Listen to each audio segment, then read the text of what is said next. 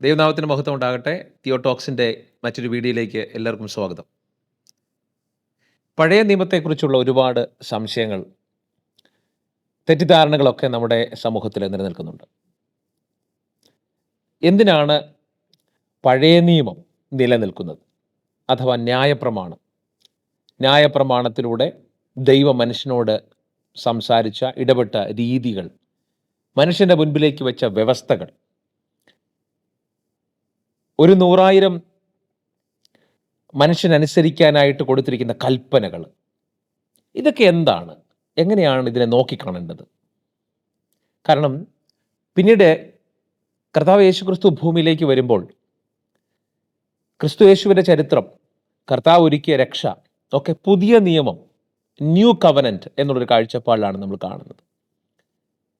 പിന്നെ എന്താണ് ഈ പഴയ നിയമത്തിൻ്റെ പ്രത്യേകത? എന്താണ് അവിടെ സംഭവിക്കുന്നത്? എന്തുകൊണ്ടാണ് അത്തരത്തിൽ ഒരു കാലഘട്ടം, ഒരു സമയം, ഒരു വ്യവസ്ഥ മനുഷ്യൻ്റെ മുൻപിലേക്ക് കർത്താവ് കൊണ്ടുവരുന്നത്? നാം മനസ്സിലാക്കേണ്ടത്, മനുഷ്യൻ നന്മ തിന്മകളെക്കുറിച്ചുള്ള അറിവിൻ വൃക്ഷഫലം ഭക്ഷിച്ച് ദൈവത്തിൽ നിന്ന് അകന്ന്, ദൈവസ്നേഹത്തിൽ നിന്നും ദൈവിക കൂട്ടായ്മയിൽ നിന്നും അകന്ന് മനുഷ്യൻ സ്വാർത്ഥനായി തീരുകയും അതോടൊപ്പം തന്നെ ജീവവൃക്ഷഫലം ലഭിക്കാത്തത് നിമിത്തമുണ്ടായ ജീവൻ നഷ്ടപ്പെടലിലൂടെ ദൈവിക ഇഷ്ടവും ദൈവഹിതവും ഒന്നും നിവർത്തിക്കുവാൻ കഴിയാത്ത ഒരു പ്രത്യേക അവസ്ഥയിലേക്ക്, മരണം ഭൂമിയിൽ വാഴുന്നൊരവസ്ഥയിൽ മനുഷ്യൻ പോയി പോവുകയാണ്. അപ്പോൾ മനുഷ്യനെക്കുറിച്ചുള്ള ദൈവത്തിൻ്റെ ആത്യന്തികമായ അടിസ്ഥാനപരമായ ഉദ്ദേശം ജീവൻ ഉള്ളവരായി, ദൈവിക ജീവൻ അനുഭവിക്കുന്നവരായി, അത് ആസ്വദിക്കുന്നവരായി നിത്യകാലം ദൈവത്തോടൊപ്പം ജീവിക്കണമെന്നുള്ളതാണ്. എന്നാൽ മനുഷ്യൻ സംഭവിച്ചത് നേരെ മറിച്ചാണ്. അറിവിൻ വൃക്ഷഫലം എന്നുള്ളത് മനുഷ്യൻ്റെ സ്വാർത്ഥതയെ കാണിക്കുന്നു.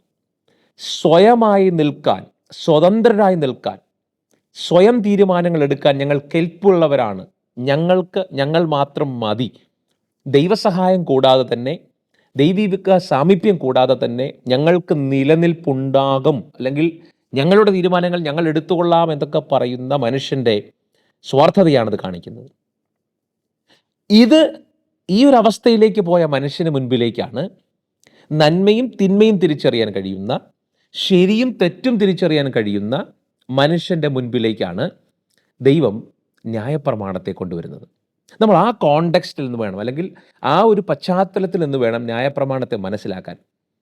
അപ്പം ശരി ഏതാണ്, തെറ്റേതാണ് എന്ന് തിരിച്ചറിയാൻ കഴിവുള്ള മനുഷ്യൻ, എന്നാൽ ശരിയും തെറ്റും തിരിച്ചറിഞ്ഞ് ശരി മാത്രം പ്രവർത്തിക്കുവാൻ അവന് ജീവനില്ലാതിരിക്കുന്നൊരവസ്ഥ, ഇതാണ് ന്യായപ്രമാണത്തിൻ്റെ പുറകിലുള്ള പശ്ചാത്തലം.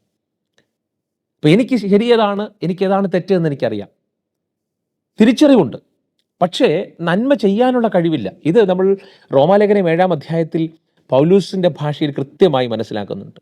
ശരി ഏതാണെന്ന് എനിക്കറിയാം. കാരണം റോമാലേഖനം 7-ാം അധ്യായത്തിൽ പൗലൂസ് ന്യായപ്രമാണത്തിന് കീഴിൽ ജീവിക്കുന്ന ഒരു മനുഷ്യൻ്റെ വ്യഥയെക്കുറിച്ച്, അല്ലെങ്കിൽ അവൻ്റെ കരച്ചിലിനെ കുറിച്ചാണ്, അവൻ്റെ ആ മാനസിക അവസ്ഥയെക്കുറിച്ചാണ് ഇവിടെ പറയുന്നത്. ശരി ഏതാണെന്ന് എനിക്കറിയാം, ഇച്ഛിക്കാത്ത തിന്മയാണ് എങ്കിൽ നിന്ന് പുറപ്പെടുന്നത്, കാരണം ജീവനില്ല. അപ്പോൾ ഇത്തരത്തിൽ നന്മയും തിന്മയും തിരിച്ചറിയാൻ കഴിവുള്ള മനുഷ്യൻ്റെ മുമ്പിലേക്ക് കർത്താവ് ന്യായപ്രമാണം കൊടുക്കുകയാണ്, ഓരോ കൽപ്പനകൾ കൊടുക്കുകയാണ്. ഇന്നത് ചെയ്യണം, ഇതുപോലെ ചെയ്യണം, ദൈവത്തെ പ്രസാദിപ്പിക്കാനുള്ള പ്രവൃത്തികൾ ഇതൊക്കെയാണ്. ഇതൊക്കെ ദൈവം വെറുക്കുന്ന പ്രവൃത്തികളാണ്. പക്ഷെ നമുക്കറിയാം, ഇതൊന്നും മനുഷ്യന് ചെയ്യാൻ കഴിയാതെ പോകുന്നു. അപ്പോൾ എന്തുകൊണ്ടാണ് പിന്നെ അങ്ങനെ മനുഷ്യനിലേക്ക് ദൈവം ഈ ഇത്തരത്തിലുള്ള ന്യായപ്രമാണങ്ങൾ, മനുഷ്യനത് നിവർത്തിക്കുവാൻ കഴിവില്ല എന്ന് മനസ്സിലാക്കിയിട്ടും കൊടുക്കുന്നതിൻ്റെ കാരണം എന്താണ്? 2-3 പ്രധാനപ്പെട്ട കാരണങ്ങളുണ്ട്. ഒന്ന്, ഒരു താൽക്കാലികമായ ധാർമ്മികത, പ്രത്യേകിച്ച് ഇസ്രായേൽ എന്ന സമൂഹത്തെ ദൈവം തിരഞ്ഞെടുക്കുകയാണ് കർത്താവിന് വേണ്ടി, ദൈവത്തിന് വേണ്ടി. ഇസ്രായേലിലൂടെ സകല രാജ്യങ്ങളെയും അനുഗ്രഹിക്കണം, ലോകത്തിലെ സകല മനുഷ്യരെയും സ്പർശിക്കണമെന്നുള്ളതാണ് ദൈവത്തിൻ്റെ ആഗ്രഹം.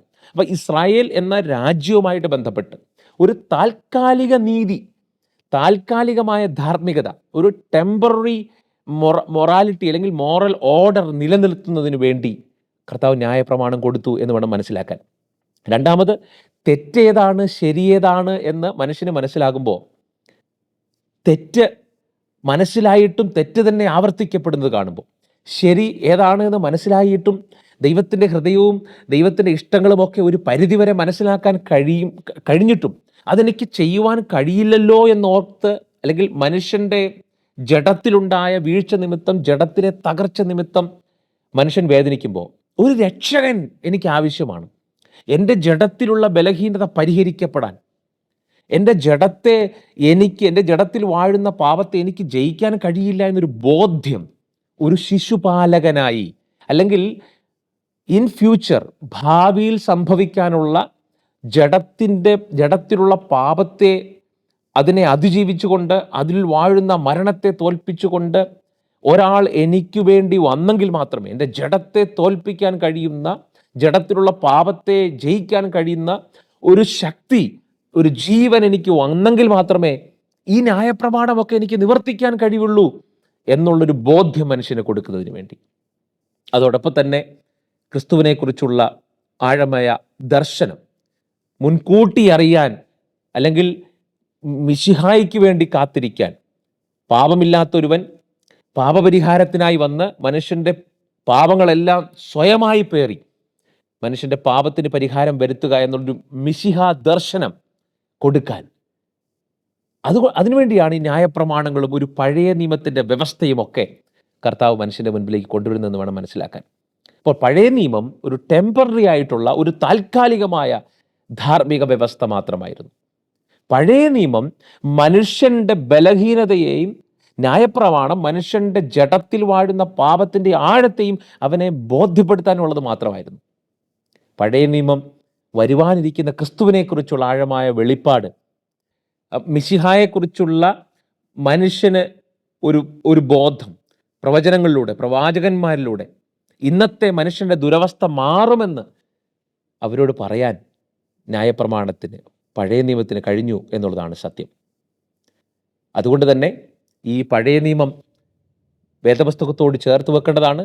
പഴയ നിയമം നിഴലാണ്.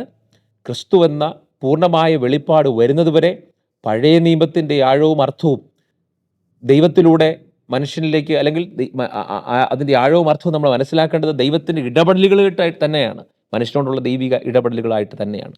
പഴയ നിയമത്തിൽ ഒരുപാട് സംശയങ്ങൾ, അല്ലെങ്കിൽ പഴയ നിയമം വായിക്കുമ്പോൾ ഒരുപാട് സംശയങ്ങളൊക്കെ നമ്മുടെ മുമ്പിലേക്ക് വരാം. അടുത്ത വീഡിയോയിൽ അങ്ങനെയുള്ള വിഷയങ്ങളെക്കുറിച്ച് കൂടുതൽ നമ്മൾ സംസാരിക്കുന്നുണ്ട്. പഴയ നിയമത്തിൽ ദൈവം ഒരു ക്രൂരനാണോ?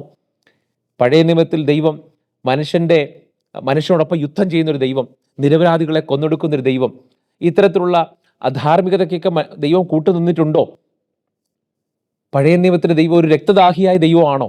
കാരണം മൃഗങ്ങളെ ഒക്കെ ബലി കഴിക്കുന്ന ഒരു കാഴ്ച നമ്മൾ പഴയ നിയമത്തിൽ കാണുന്നുണ്ട്. പുതിയ നിയമത്തിൽ ഇതെല്ലാം മാറ്റം വരികയാണ്. അതുകൊണ്ട് തന്നെ പഴയ നിയമത്തിൽ ദൈവത്തിന് വ്യത്യസ്തതകളുണ്ടോ? ദൈവം ക്രൂരനാണോ? ഇങ്ങനെയുള്ള കാര്യങ്ങൾ നമുക്ക് അടുത്ത വീഡിയോയിൽ സംസാരിക്കാം. ദൈവം നമ്മളെ സഹായിക്കുമാറാകട്ടെ.